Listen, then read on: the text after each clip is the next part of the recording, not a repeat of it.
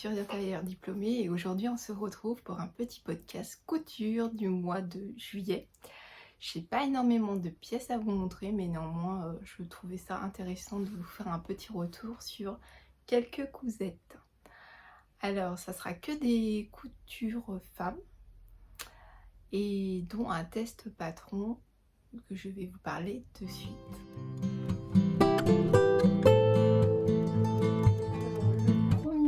Patron dont on va parler, je vous mettrai un petit dessin technique sur le côté.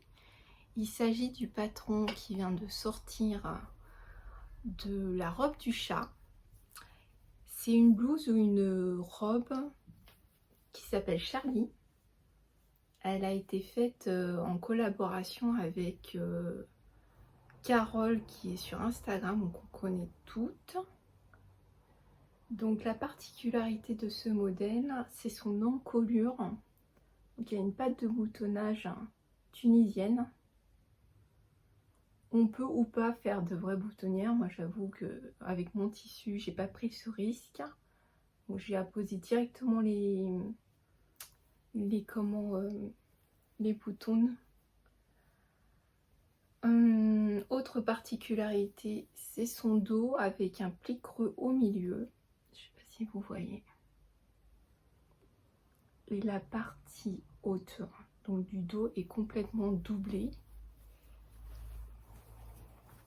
Alors moi j'avoue que j'ai fait une prise en fourreau comme c'est mon habitude, mais je crois que dans la gamme de montage il est précisé de faire un repli d'1 centimètre et une surpiqûre. Voilà. C'est un patron, je dirais, assez accessible. Je dirais plutôt intermédiaire quand même parce qu'il y a pas mal de petits points techniques. Le point technique premier, je vais vous les détailler parce que j'en ai toujours l'habitude et je trouve que c'est ça qui rend les podcasts plus intéressants. Donc le premier, ça va être donc la gestion du pli creux. Ensuite, la gestion du haut du dos qui est complètement donc doublé et du coup qui revient vers l'avant avec une parementure, ce qui fait très propre. Ensuite, la grosse partie technique où il faut vraiment être assidu, c'est donc la patte de boutonnage qui se fait finalement, si vous avez déjà fait des poches passepoilées, la base ici se fait comme une poche passepoilée puisque à 1 cm on vient, vous savez, couper en pointe ce qu'on appelle une queue d'hirondelle, vraiment au bord des deux coutures, et c'est ça qui va créer en fait cette patte de boutonnage ici là.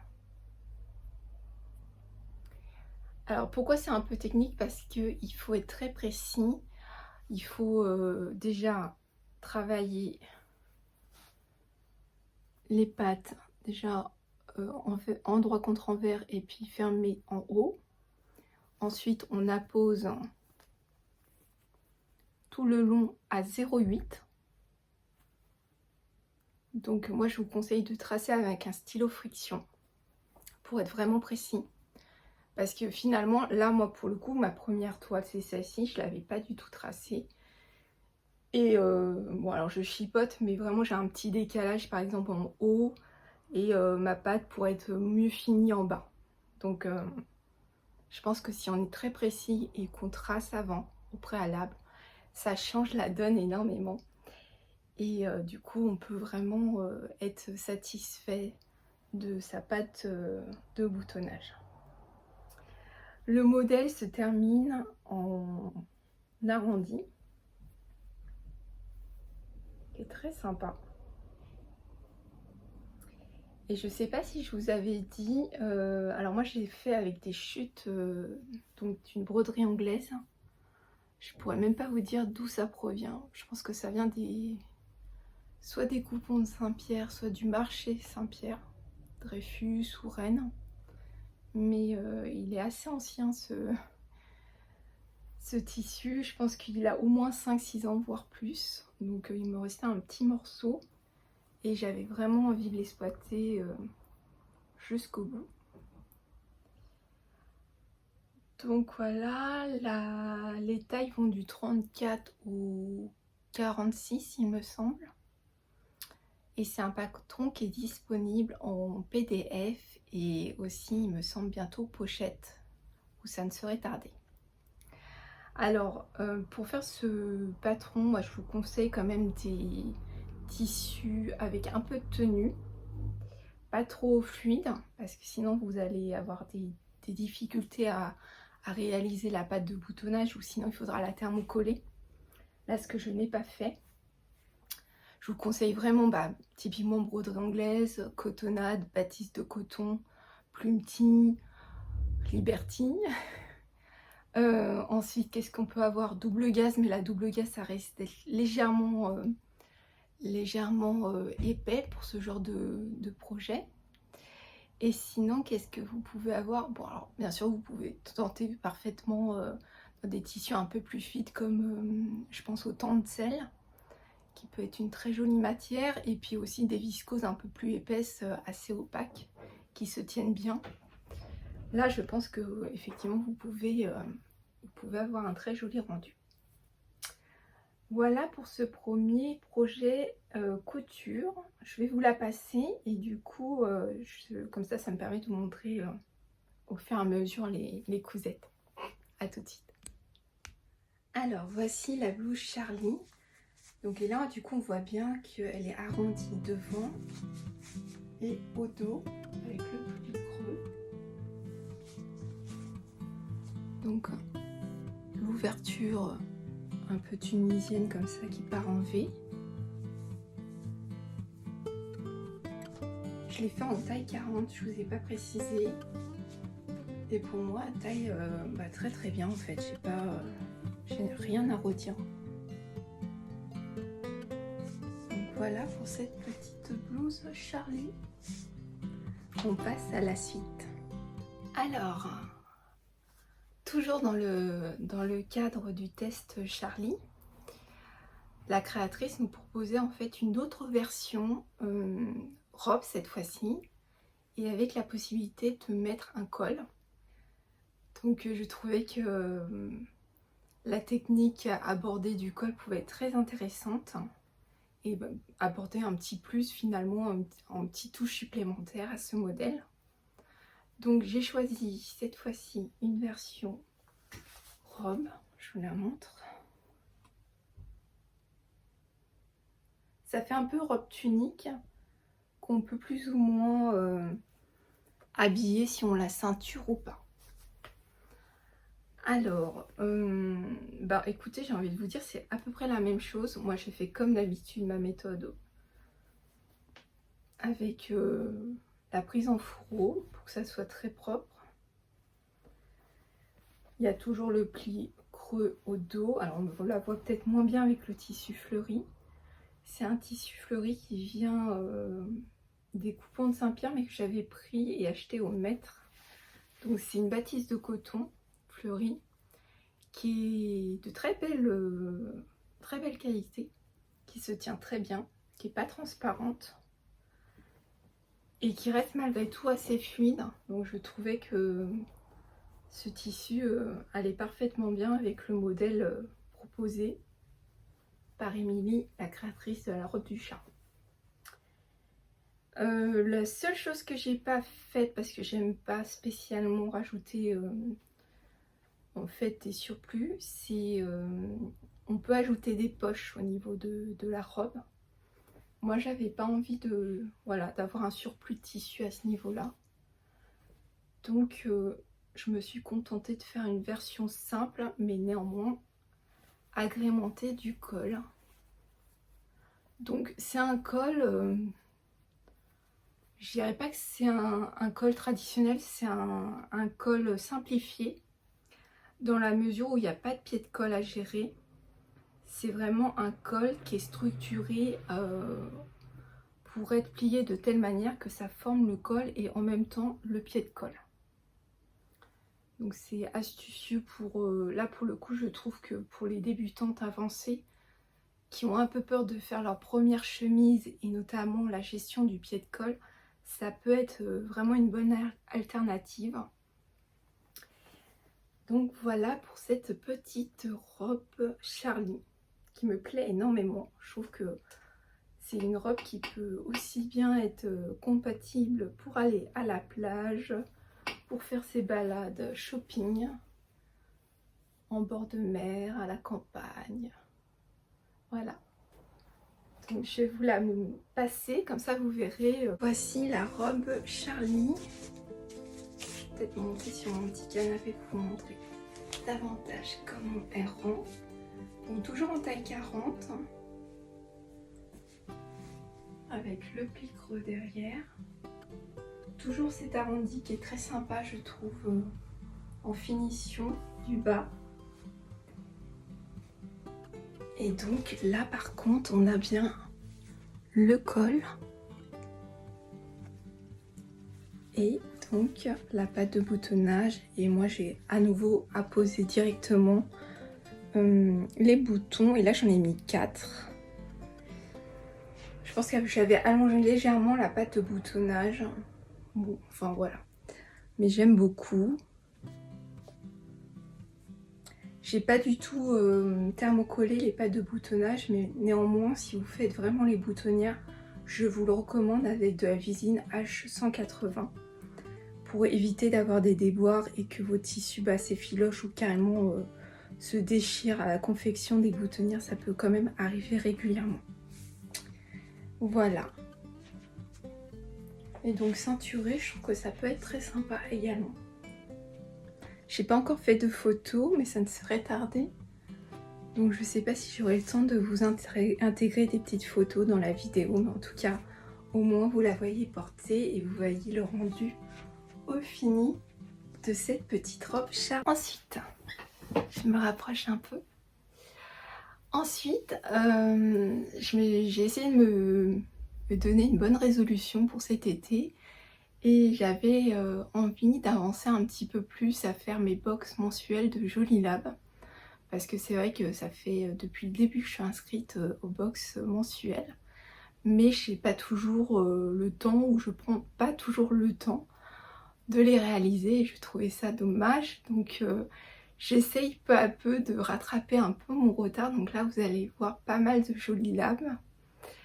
Parce que du coup j'ai cousu quelques box de cette marque, puisque ce qui est pas mal quand même comme concept, c'est que vous avez le tissu, le patron, le fil et la plupart des fournitures excepté le thermocollant. Donc quand par exemple il y a une fermeture à glissière, vous l'avez. Quand il faut des cordons, vous les avez. Enfin, ce genre de petites choses finalement, à part du thermocollant qui manque dans la box, le reste vous l'avez. Et donc c'est un peu la box clé en main où voilà, vous pouvez faire votre projet de A à Z sans trop de difficultés. Donc je vais commencer par la dernière box que j'ai reçue. Alors la dernière box que je vous montre. Alors, ce que j'aime beaucoup aussi chez Jolie Lab, c'est leur petite carte qu'ils mettent. Je vais vous la montrer, je trouve ça trop chouchou. J'aime beaucoup en fait leur carte qui représente le modèle du mois. Enfin, une des variations du modèle du mois, parce que là, on a donc Nila. Et Nila, en fait, ça peut être une robe ou un top avec plusieurs variations. Si vous le voyez ici, vous voyez qu'on peut avoir des empiècements devant avec des volants qui soulignent donc ces empiècements. Vous pouvez aussi avoir des bretelles toutes simples ou des bretelles nouées. Et donc vous avez deux longueurs possibles, la longueur top ou la longueur robe. Alors pour Nila, le tissu est donc une viscose lin. Je vous la montre de plus près, j'espère que vous allez bien voir. Donc le fond est blanc cassé avec donc des fleurs dans les bleus et des feuillages verts. Donc ça fait très printanier je trouve, plus qu'été mais printanier pour moi. Et donc ma réalisation, ça a été de la faire en mode nuisette, puisque je trouvais que le tissu était quand même légèrement transparent. Vous voyez, d'ailleurs je vous la posterai pas celle-ci parce que je suis un peu pudique de ce côté-là, et je trouve que quand même, je la voyais pas en top ou en robe. En robe, je me disais que c'était difficilement portable sans en fait un fond de robe, et comme en fait il y a des petites bretelles très fines. Voilà, je savais pas trop. J'ai eu un peu de mal en fait en recevant la box. Je trouvais le tissu très joli, le modèle très joli, mais j'arrivais pas à me projeter. Et donc je me suis dit qu'est-ce que je fais, et je suis partie sur quelque chose de relativement simple, puisque c'est la version robe mais qui est quand même assez courte pour moi. Donc je sais pas quel est la stature en fait.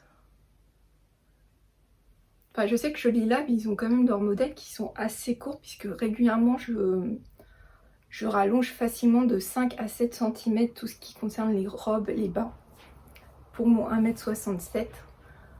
Donc là, j'ai pas rallongé, mais je vous dis que j'ai pas rallongé. Si, j'ai rallongé en fait. Ce que j'ai fait, c'est que j'ai pris ma taille 40 et j'ai pris la plus longue longueur possible, donc à savoir le 48.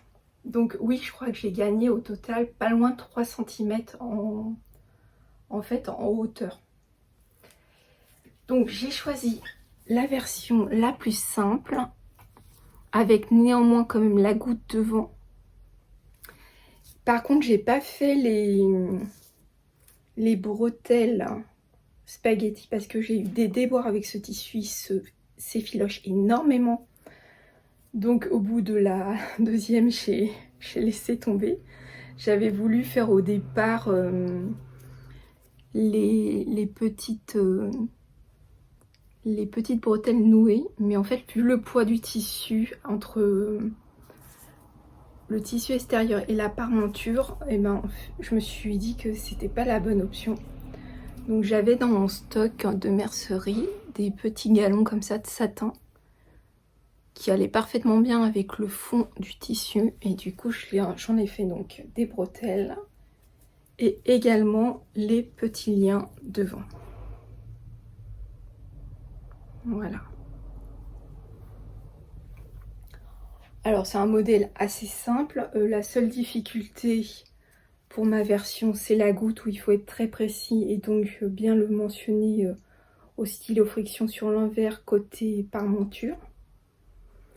Et j'avoue que moi j'avais réduit mes points pour solidifier en fait tout le tour de la goutte, et du coup j'ai apposé après coup les liens et pas du tout dans les coutures parce que j'avais vraiment peur que mon tissu s'effiloche à nouveau en faisant tout simplement en décousant et puis en essayant de rafistoler après. En fait la vidéo pas à pas le montre comme ça, mais moi j'avoue que je le sentais pas donc je l'ai pas fait comme ça. Là je vous la mets sur moi comme ça, vous voyez c'est très bien plaqué, ça bouge pas. Et le modèle est très sympa et je trouve que ça peut être un petit top pour tous les jours dans un autre tissu, en élargissant les bretelles, parce que là pour moi les bretelles sont trop fines. Que ça soit ou pas soutien-gorge compatible, je trouve que par rapport à la structure du vêtement, ça mériterait ouais, bien un demi-centimètre voire 1 cm de large supplémentaire au niveau des bretelles.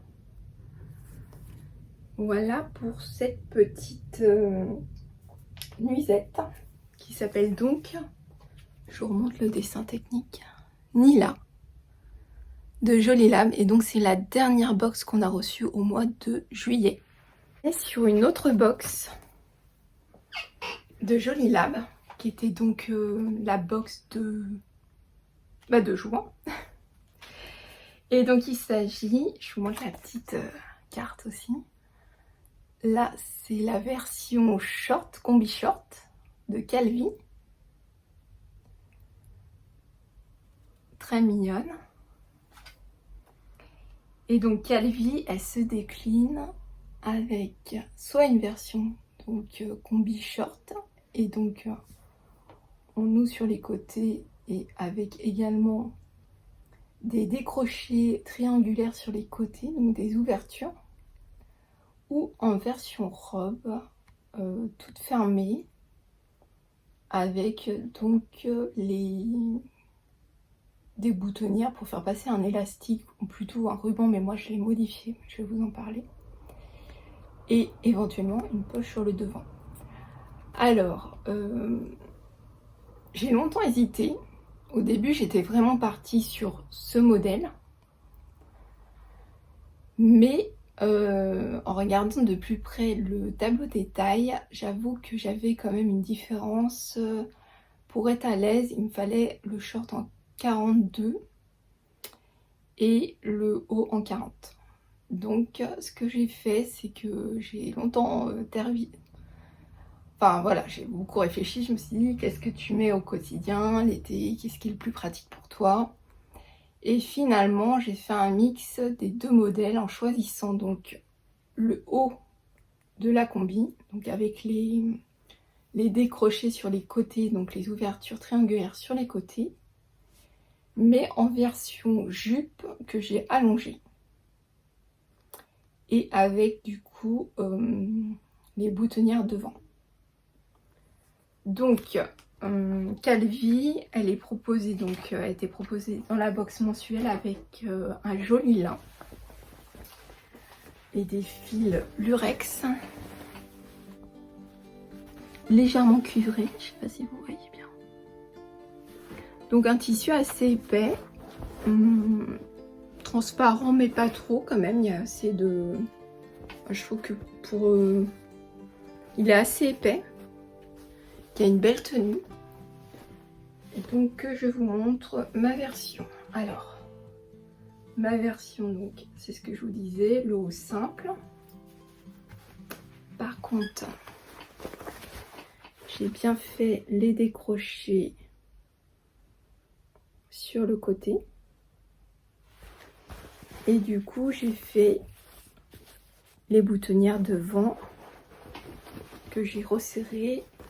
Alors eux, normalement, ils resserrent seulement par un lien comme ça, en chaîne et trame, qui n'a pas du tout d'élasticité. Et quand j'ai essayé la première fois ma robe, bah, en fait, sur les côtés, ça baillait et limite on voyait ma culotte. Alors c'était pas très, très joyeux comme... Et ce que j'ai fait, c'est que j'ai pris un élastique qui fait quasiment tout le tour de ma taille, moi environ 20 cm. Et j'ai donc mis un morceau de billet sergé comme celui-ci de chaque côté que j'ai cousu. Et ensuite, j'ai fait passer tout le tour, ce qui me permet d'avoir finalement, vous voyez, une taille élastiquée. Donc, je trouve que c'est hyper confort. Et puis ça permet de maintenir finalement le côté élastique que j'avais pas auparavant si j'avais seulement mis le ruban de sergé en fait. J'ai fait comme je vous ai dit en introduction, j'ai fait donc le haut en taille 40. Et ensuite, j'ai fait le bas en taille 42. Je pense que j'aurais pu faire tout en taille 40, mais là je suis bien à l'aise au niveau du bas. Et donc pour récupérer en fait l'écran de montage entre le bas et le haut, je me suis basée sur les milieux à chaque fois. Les milieux de la pièce dos, les milieux de la pièce jupe devant, et exactement la même chose au dos et de la jupe dos. Et ça m'a permis du coup de bien faire correspondre le haut et le bas sans avoir un décalage ou une asymétrie disgracieuse. Voilà pour cette petite combi Calvi, combi robe du coup, moi je l'ai faite. Et je sais pas si je vous l'ai dit, elle va du 34 au 48. Et ils disent une difficulté 1 sur 5. Alors avec le pas à pas vidéo, oui je pourrais vous dire 1 sur 5, vous prenez votre temps. Les points techniques sont bien sûr les pinces poitrine. Faut être quand même assez précis pour faire de jolis angles sur les côtés. Faut savoir faire une boutonnière à la machine. Et puis oui, il faut être aussi un tout petit peu précis aussi sur l'ouverture d'eau qui est surpiquée et où on met une petite bride pour le bouton. Voilà. Il y a un montage de parmenture qui prend donc en sandwich les bretelles devant et dos. Et moi, pour fixer cette parmenture, j'ai fait une couture dans le sillon côté de la parmenture, de chaque côté. Et ça a l'air de bien fonctionner. Je ferai peut-être, là je ne l'ai pas fait, mais ultérieurement je ferai au porté. Je ferai peut-être une sous-piqûre pour maintenir davantage la parmenture à l'intérieur. Voilà pour Calvi. Et je vais vous la montrer portée dessus. Donc voici ma petite jupe combi robe, pardon, Calvi. Donc avec des épaules bien larges. Donc l'ouverture triangulaire sur les côtés, resserrée à la taille par l'élastique. Et j'ai allongé la jupe de 3 cm. Et quand je monte, elle m'arrive au-dessus du genou. Donc il fallait pas moins quand même, parce que je trouve qu'avec l'élastique ça remonte légèrement. Mais très confortable. Et ah oui, et autre petite modification que j'ai faite, c'était sur le modèle. Je sais pas si on voit sur... je sais pas si vous allez les voir. Vous voyez les rayures, si je vous l'approche, les rayures sont à l'horizontale. Et moi j'avoue que je fuis les rayures à l'horizontale, je trouve que ça allonge, en fait, ça élargit la silhouette. Donc j'ai fait à l'inverse. J'ai pris mon tissu contre-droit fil, bien puisque c'est un chêne et trame. Et par conséquent, toutes mes lignes sont à la verticale. Voilà, c'est la seule petite chose que je voulais vous dire. Après les... non, si ça va. Je me dis les bretelles, j'aurais peut-être pu les raccourcir légèrement, mais non, ça va. Voilà donc pour Calvi. Je fais un tout petit break de Jolie Lab pour mieux revenir. Et là, on va parler une autre marque et un autre modèle. C'est un technique parce que j'ai pour habitude en fait de ne pas imprimer tous les tutoriels et les gammes de montage. Je les suis soit sur ma tablette, soit je les suis pas du tout. Donc si vous me suivez par ici, vous savez que je suis pas une... Enfin voilà, c'est là pour le coup, je pense que c'est pas une question d'être bonne ou mauvaise élève, mais ça fait 13 ans que je couds, j'ai mes habitudes, j'ai mes réflexes, et en fait, le prochain patron que je vais vous parler, donc c'est de la marque Craftine. J'essaye de, un peu comme Jolie Lab, j'avais acheté énormément de patrons Craftine à une époque, et je ne les ai pas cousus, et je trouve ça dommage, surtout que en les cousant, je m'aperçois que c'est une marque qui est très qualitative, je trouve, dans ses gammes de montage, dans ses modèles. C'est vraiment bien fait, bien structuré, ça donne envie de les tester. Donc j'essaye chaque mois, je me donne un... Voilà, j'essaye de me dire que chaque mois, j'essaye de faire au moins un patron crafting que j'ai pas cousu. Et j'essaye d'avancer sur mes box Jolie Lab que je n'ai pas réussi à coudre depuis que je suis abonnée et qui est fort dommage en fait. C'est vraiment le petit top estival, il s'appelle le top fraise. Je vais peut-être vous montrer directement ce que c'est. Vous allez peut-être entendre ma fille qui joue avec ses jouets musicaux. Donc c'est un petit top col V avec des découpes sous poitrine. Et donc c'est le top fraise. Il existe donc en format PDF ou papier. Il va de la taille de 34 à 48. C'est donc apparemment il est que disponible en PDF celui-ci. Voilà. Il faut 1,10 m de laise. Il conseille double gaze, coton, popeline, viscose. Alors, pareil, mon amour pour la broderie anglaise a encore frappé. Et il me restait également un petit coupon de cette jolie broderie anglaise à jouer avec des petites fleurs. Et vraiment un petit coupon. Donc j'ai fait quelques petites modifications, notamment le dos normalement est au pli. Moi je n'avais pas assez de tissu, donc je l'ai fait en 2 parties, mais bon, que j'ai assemblé ensuite milieu dos. C'est un petit modèle assez simple à réaliser, je trouve. Sa particularité, c'est son petit volant qui fait quasi tout l'encolure. Donc la pointe de l'encolure devant et qui s'arrête au niveau des épaules. Voilà, je sais pas si vous allez voir. C'est vraiment un joli petit modèle.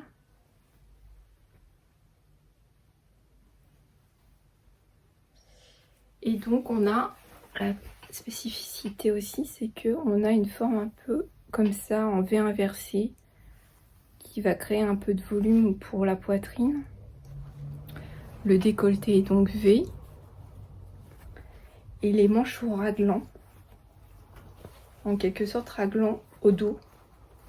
Donc ça fait un jeu, je sais pas si vous allez voir là. Vous voyez là, ici. Donc la construction est assez atypique, c'est pas quelque chose qu'on voit régulièrement, ça se fait très bien, très rapidement. Et c'est un petit haut que j'adore porter. Voilà. Alors, je vais réenfiler ma petite jupe et puis je vais vous le montrer porter. Il n'y a pas... si vous suivez... Alors là, j'ai suivi comme d'habitude, j'ai fait ma bonne élève, j'ai suivi le tutoriel crafting. J'ai eu aucun souci, vraiment c'est limpide, vous êtes pris par la main du début jusqu'à la fin. Vous vous laissez porter par le projet. Et voilà, et franchement ça se fait en 2 temps 3 mouvements. J'ai eu vraiment aucune difficulté. Après, qu'est-ce que je pourrais vous dire? Non, il n'y a vraiment aucune difficulté parce que le jeu de pince est finalement créé par l'empiècement V inversé en bas. Et c'est vraiment très très bien fait. Moi, j'ai vraiment bien aimé monter ce petit top fraise. Et puis qui finalement est un intemporel de l'été parce qu'il se marie avec plein de petits jupes, des shorts, des pantalons. Moi j'aime beaucoup. Donc je vous le passe pour que vous voyez le rendu porté. Alors voici le petit top frais. Je vous ai pas dit, j'ai fait comme d'habitude, j'ai fait une taille 40. Voilà, je le porte là. Je vous avais pas précisé, mais c'est, vous savez, la petite jupe que je vous ai présentée lors de mon dernier podcast, la robe aimée également de Jolie Dame, qui est très sympa. J'aime bien sa taille un peu haute. Je vais mettre des petits hauts un peu plus courts qu'à la normale. Voilà. Pour le petit top fraise. Dites-moi ce que vous pensez, hein, de mes cousettes. J'aime bien voir vos retours. Ça fait toujours plaisir. Le choix, association, patron, tissu, qu'est-ce que vous en pensez? Parce que vous savez que je suis une grande fan de tissu et de patron. Donc j'aime bien avoir des petits retours dans les commentaires. Et je suis retombée sur une box que j'avais eue l'an passé, où il proposait le modèle. Alors je vous mettrai, je vous l'insérerai là parce que je sais plus où je l'ai mis. parce que je l'ai cousu il y a quelques semaines celui-ci, juste un peu après le dernier podcast bilan couture que je vous ai fait. Je sais plus si je l'ai bien rangé. J'essaye pourtant. D'ailleurs je vais vous montrer, ça peut peut-être vous intéresser. En fait j'ai trouvé chez Emma, c'est un rangement, vous savez, par contenant. Et donc c'est un peu un accordéon. Et donc dans cet accordéon, j'ai tous les patrons de Jolie Lab. Donc j'en ai un certain nombre. C'est pour ça que je vous dis que j'essaie quand même de les faire, parce que c'est un peu dommage d'en avoir autant et de ne pas les faire. Donc voilà ce qu'on a aussi. Donc ouais, c'est un peu le leitmotiv de cet été, c'est essayer de faire les patrons que j'ai pas eu le temps de coudre, ou que j'avais l'intention de coudre l'an passé et que malheureusement j'ai pas trouvé le temps. Alors, pour revenir à ce modèle, donc je vais peut-être prendre ma tablette et puis vous parler de cette petite jupe. Donc il s'agit de la jupe Flora, qui a plusieurs en fait déclinaisons. Elle peut être en jupe courte, en jupe midi, et donc elle est séparée par un petit volant, ce qui la caractérise, et surtout une taille effet smoké. Donc j'avais fait du coup dans le tissu de la box, c'était une très jolie viscose sur le thème de la nature. J'aimais beaucoup les touches d'émeraude, de bleu et un peu corail. Et donc je l'ai fait version courte, allongée un petit peu quand même. Et voilà, donc la taille elle est réalisée par 3 coulisses où on intègre un élastique de 1 cm. Et puis ensuite on a, je vous le rapproche, on a un petit volant. Puis ensuite un autre pan. Et on termine par un petit volant. Donc c'est très joli. En soi c'est pas compliqué, ça met un peu de temps, parce que on a quand même tout ce jeu de fronce à gérer, mais c'est très bien expliqué. Alors par contre je sais pas s'il y a un pas à pas. Bah s'il y a un pas à pas. Il y a un pas à pas vidéo qui vous explique comment faire.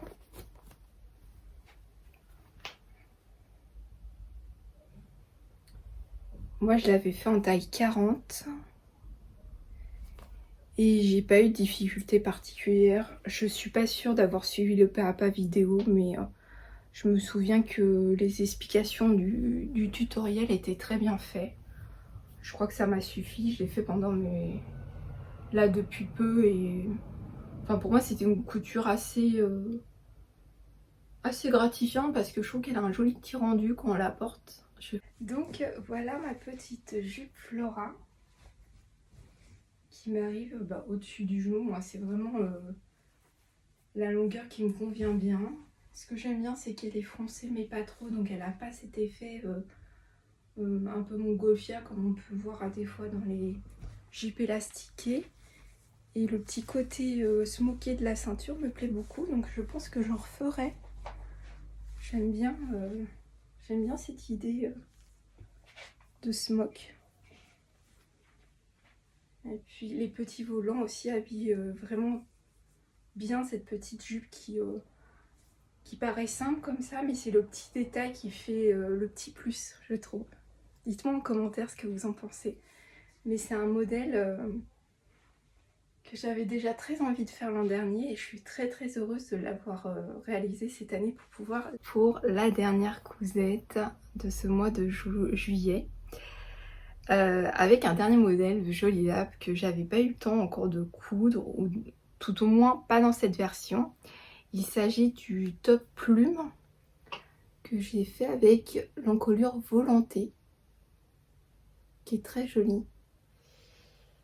Et donc je l'ai fait parce que dans ma box de la jupe Flora, j'avais vraiment un coupon assez conséquent, et j'ai pu sans problème réaliser donc le top plume. donc avec le petit volant devant, mais également le petit volant au dos. Alors c'est un volant qui est doublé, que j'avais doublé moi avec une viscose blanche. Je suis assez partagée sur le rendu parce que le petit volant a tendance à refaire sortir ses fils de telle manière qu'il y a une surpiqûre à dire 0,5 cm pour maintenir le volant et donc le faire rabattre vers l'avant. C'est pas un petit top qui est très compliqué à faire. Il y a donc des pinces poitrine devant. Faut faire le volant donc dans le tissu principal et en doublure. Donc on appose le volant endroit contre endroit, on fait tout le tour, on fait un bon crantage. Par contre, on repasse bien, on fait un bon roulé couture pour qu'il n'y ait plus que le tissu extérieur face à nous et pas du tout la doublure. Et puis sinon, on appose le volant comme ça. C'est un volant qui n'est pas avec des fonds, c'est un volant à même. Donc vous savez, avec le principe un peu godet. C'est-à-dire que c'est vraiment l'effet volant directement sur la planche patron, sans fronce. Un peu godet. On n'a pas besoin de réaliser des fronces pour avoir ce volant un peu gondolant qui est très joli hein, au rendu. Ce petit top, j'aime bien. Je pense que j'avais fait déjà une première version, mais beaucoup plus épurée. J'avais dû faire la version toute simple, celle-ci, à sa sortie. Alors je pense qu'il date au moins de 2 ans celui-ci. Et donc j'avais fait le top tout simple, tout basique, sans volant. Et je suis même pas sûre que j'avais mis le petit nœud sur l'épaule. C'est un bon petit basique à avoir, je pense, dans sa patron tech, parce que c'est un top où finalement on peut s'amuser et en faire aussi, pourquoi pas, une robe. Je m'explique. Moi, ce top là, je trouve qu'avec le volant il est très sympa. Si on réduit un peu la hauteur au niveau de sa taille, on rajoute 1 cm, 1 cm et demi, puis on fait une basque en guise de... où on reprend tout simplement les mêmes pièces que la jupe Flora. Je pense qu'on peut en faire une petite robe très très sympa pour l'été. Et donc avec un effet smoky à la taille. Et ça peut être vraiment sympa. Et moi c'était ce côté-là en fait. J'avais eu une inspiration Bernie ou Atelier Men's. C'est des boutiques de prêt-à-porter et j'aime bien les petits détails en fait qu'ils font sur leur collection, les petits détails techniques qu'ils peuvent apporter. Donc ça peut être un volant, ça peut être un jeu de plis, ça peut être une patte de boutonnage là où on l'attend pas forcément, une asymétrie. Et ou tout simplement, bah voilà, là en ce moment c'est vrai que cette année on voit beaucoup de robes ou de jupes avec l'effet smoké qui revient à la mode, qui était à la mode il y a quelques années. C'est un cercle constant à la mode, hein, ça revient. Et donc voilà, donc je me suis dit ça pouvait être très sympa avec ma petite jupe Flora. Et donc je vais vous l'essayer au porté pour que vous voyez le rendu tout de suite. Donc voilà du coup le combo top plume et jupe Flora qui finalement fait un peu effet robe quand on les met ensemble, et ça j'aime plutôt bien avoir la possibilité de faire 3 tenues en une, c'est-à-dire cette version là, mais pourquoi pas le top avec un autre bas, un autre oui, et puis la jupe pareil avec un autre haut, et du coup avec 2 pièces on fait 3 looks différents.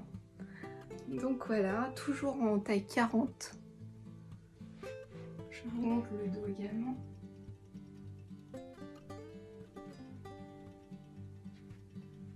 Et je trouve ça très très sympa. Je vais monter sur mon petit canapé.